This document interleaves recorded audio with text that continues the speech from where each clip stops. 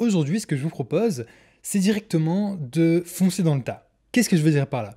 On va aller en profondeur dans Google Fonts. On va voir ensemble comment faire pour utiliser Google Fonts sur nos projets, sur nos sites internet. Pourquoi Google Fonts plutôt qu'une police personnalisée?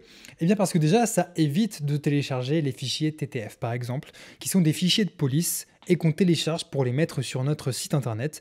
Et ça permet d'éviter de les télécharger, de créer des polices personnalisées. Voilà, ça permet d'aller plus vite et de faire plus de choses.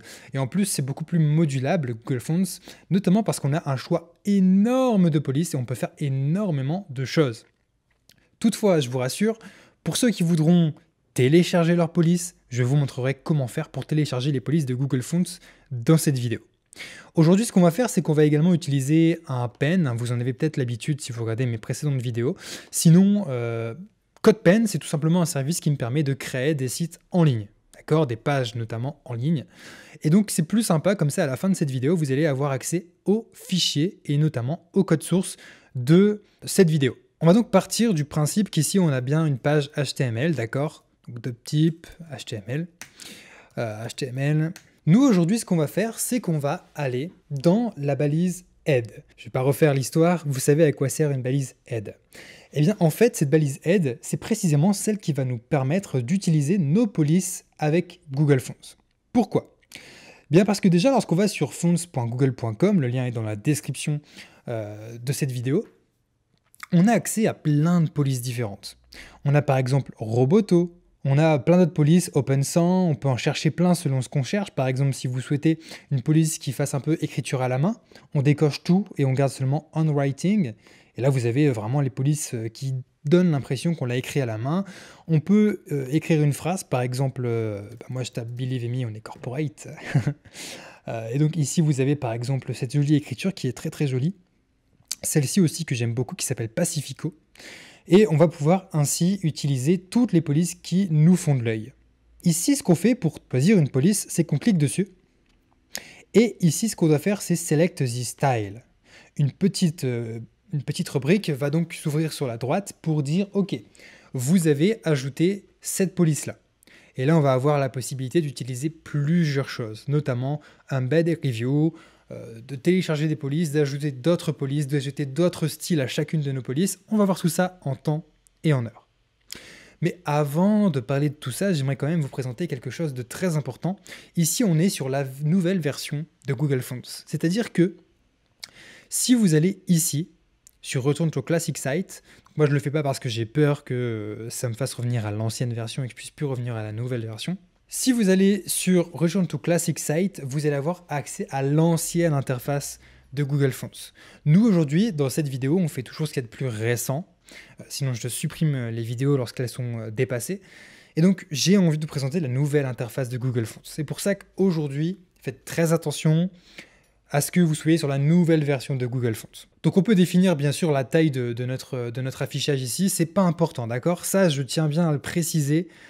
C'est pas la taille qui va être utilisée sur notre site internet. C'est-à-dire qu'on pourra utiliser n'importe quelle taille sur notre site internet. D'accord? C'est très important. Je vous passe les catégories glyphes, about, licence, etc.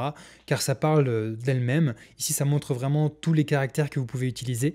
D'accord? Donc les caractères qui ont été créés par la police.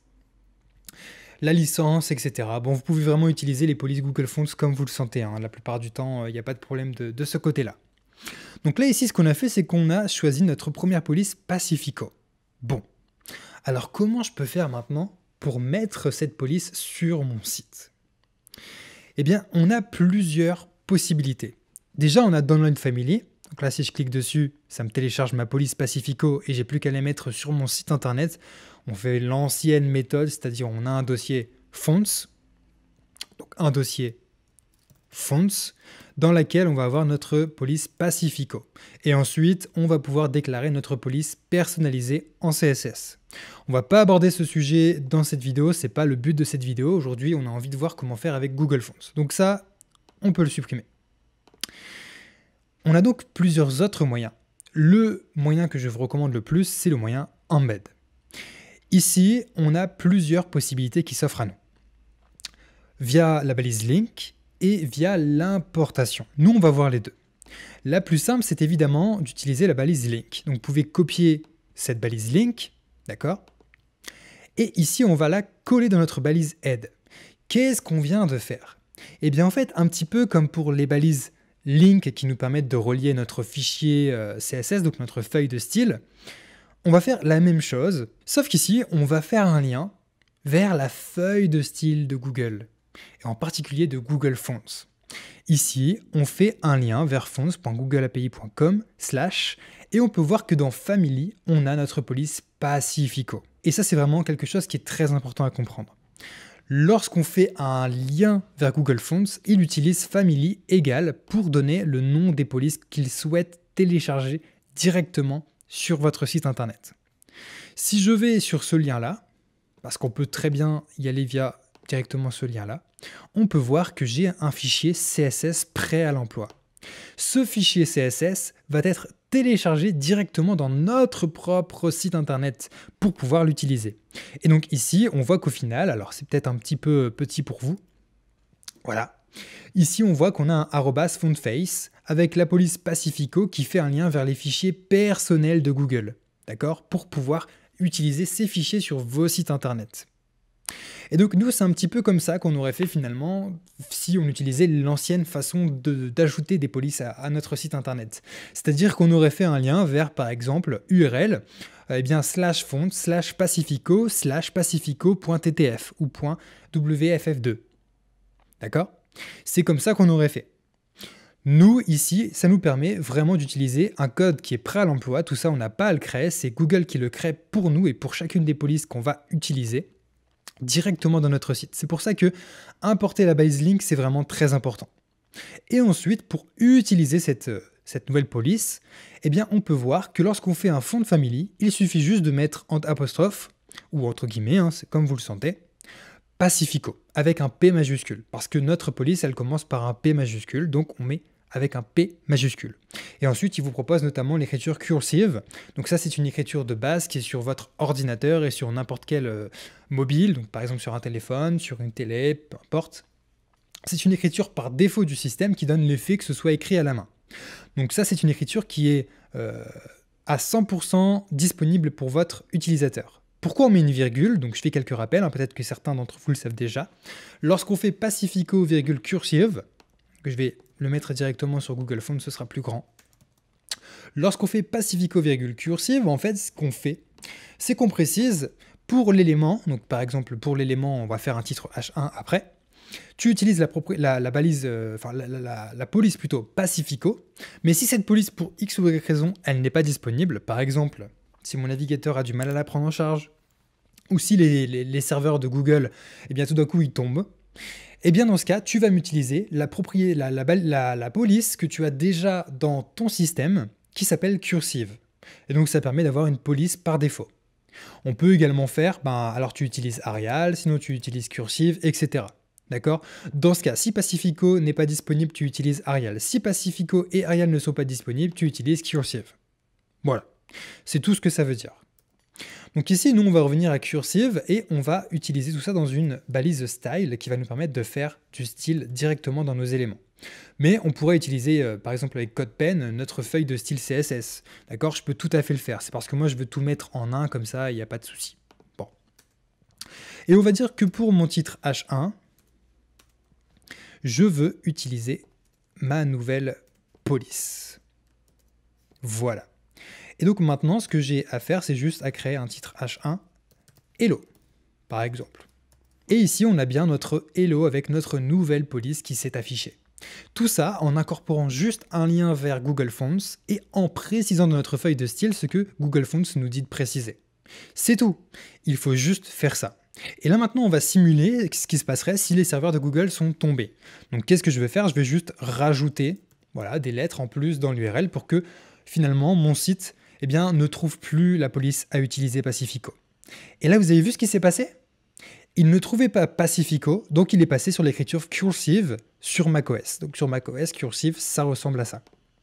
Si je reviens à l'URL de base, donc fonts, dans ce cas, il va retrouver Pacifico et il m'affiche ma police d'écriture.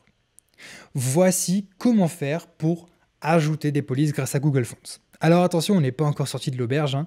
Il y a d'autres façons de le faire, notamment avec @import. Ici, si vous voulez, dans votre feuille de style, donc sur votre feuille de style hein, directement, ou directement dans votre balise style, vous pouvez importer au lieu de faire un link. D'accord, ce qui permettrait d'éviter d'avoir plusieurs balises link vers différentes polices, même si on va voir qu'on peut les regrouper tous ensemble. Mais si vous avez plusieurs balises link, eh bien ça permet d'éviter voilà, d'avoir trop de balises link en même endroit et d'inclure juste votre feuille de style. C'est à ça que sert le @import généralement. En fait, ici, on peut tout simplement copier cette balise-là, je la colle dans mon code et je supprime ma balise link. Ici, ce que je fais, c'est que dans mon CSS, j'importe le fichier CSS qui est ici. C'est exactement la même chose que ce qu'on a fait avant, sauf qu'on l'importe dans notre feuille de style CSS. Et donc ça peut être utile si vous voulez limiter le nombre d'appels vers des feuilles de style directement sur chacune de vos pages. Je trouve que ça peut être vraiment très intéressant, parce que le jour où vous voulez, par exemple, ajouter une police, ou supprimer une police, vous n'avez pas besoin de modifier votre balise link qui est ici sur vos 200 pages de votre site internet. Non, vous modifiez juste le lien qui est ici dans votre feuille de style CSS qui, elle, est appelée sur toutes vos pages internet. Donc si vous le pouvez, privilégiez plutôt la méthode @import. C'est vrai que c'est quand même beaucoup plus modulable car du jour au lendemain, on peut changer l'URL. Et d'ailleurs, comment changer l'URL? C'est ce qu'on va voir ensemble. Si on veut avoir un titre H1, mais avec une autre écriture, on peut valoir finalement autre chose que Pacifico, ou on peut dire plutôt, pour que ce soit encore plus sympa, on peut dire j'ai un titre H2, et ici ce sera World, par exemple. Alors, on est vraiment très original aujourd'hui, je vous avais prévenu. Hein. Et donc, dans mon titre H2, je voudrais par exemple avoir une nouvelle police, pour que ce soit joli. Eh bien, je peux télécharger une autre police, ou plutôt, je peux sélectionner une autre police sur Google Fonts. Alors, qu'est-ce qui vous plairait? Ici, on pourrait utiliser Roboto, mais vous ne verriez pas vraiment au Coxy, parce que là, c'est du Times New Roman. Vous ne verriez pas vraiment la différence, mais une police qui en jette un petit peu, sans y passer 3/4 d'heure. Allez, on va faire Oswald, qui est plutôt sympa. Ici, ce que je peux faire, c'est cliquer sur le style qui me plaît le plus. Donc moi, ce sera le style en 400. On verra plus tard comment sélectionner plusieurs styles.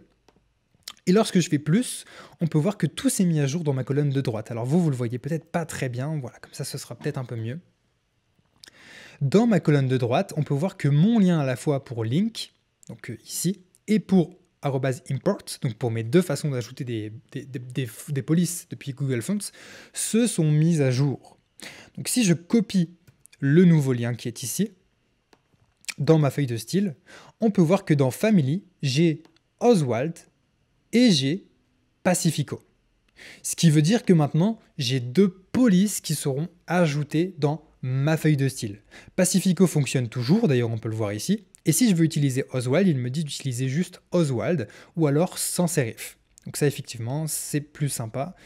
Donc ça encore, sans sérif, c'est une police par défaut, enfin c'est un comportement de police par défaut qui permet de faire en sorte que vos lignes soient droites. D'accord? Là c'est une écriture sérif ici par exemple. On appelle ça sérif parce qu'elle est assez pointue si vous voulez. Une écriture sans sérif, elle est plus angulaire.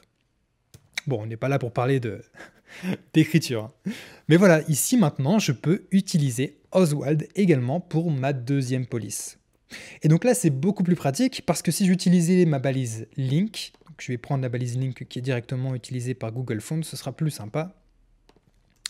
Et que du jour au lendemain, je me disais, oh tiens, au fait, je vais rajouter, donc on va tricher un petit peu, voilà.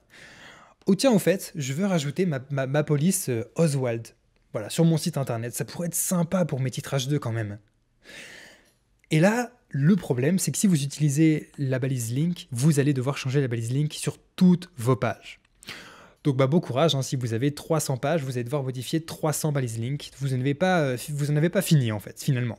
C'est pour ça que ce que vous devez vraiment faire, c'est plutôt utiliser la deuxième méthode, @import dans votre feuille de style. Ça, c'est vraiment la méthode la plus pratique. Voici donc tout ce qu'on devait voir pour importer et utiliser des balises avec Google Fonts. Toutefois, je vous l'avais dit, nous, on fait les choses bien, on voit vraiment les choses jusqu'au bout. On ne passe pas à travers les mailles du filet sur des notions qui pourraient être importantes pour vous plus tard.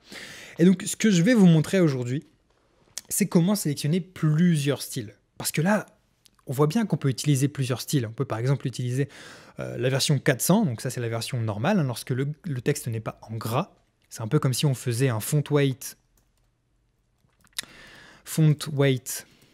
400. D'accord, ça c'est le texte par défaut, il est en 400. Hein. Si je mettais font weight 800 par exemple, ce serait un texte en gras. Et donc ici par exemple, si je veux pouvoir utiliser Oswald mais aussi en gras, je peux sélectionner également ce style. Et donc là, qu'est-ce qu'il m'a fait? Eh bien, je vais prendre dans Import, ce sera plus simple. Et on va le voir dans CodePen, ce sera également plus simple. Eh bien maintenant, dans Family, il me prend Oswald, mais il a rajouté quelque chose de différent. Il m'a rajouté 2 points WGHT qui veut dire weight, 2 points weight, et là il rajoute 400 et 700. Ce qui veut dire que maintenant, lorsque j'utilise Oswald, je fais un font weight 400, et bien dans ce cas, mon titre H2 passe en texte Oswald mais qui n'est pas en gras. Si j'utilise 700, alors dans ce cas, mon texte Oswald va passer en gras. Et donc ça permet d'utiliser la même police mais avec différents niveaux de gras. Donc on peut avoir également un texte très très light, par exemple extra light 200. Si je sélectionne ce style également et que je rechange mon lien qui est présent ici, et que je passe Oswald en 200, on peut voir que mon texte va passer en extra light, donc en une police qui est vraiment très très peu grasse. Oui, c'est un petit peu bizarre pour ceux qui viennent à peine de s'affilier avec le CSS, mais on parle d'une police grasse comme un texte très épais. Voici donc comment sélectionner plusieurs styles. Et donc voilà, c'est tout ce que je voulais vous montrer aujourd'hui. Je voulais vous montrer comment faire pour utiliser Google Fonts à son plein potentiel, ce qu'on a fait ensemble. Tous les liens, encore une fois, sont dans la description de cette vidéo. Amusez-vous bien avec vos polices, et si vous avez la moindre question, n'hésitez pas à me contacter, et je vous aiderai avec plaisir. Allez, à bientôt dans un prochain exercice.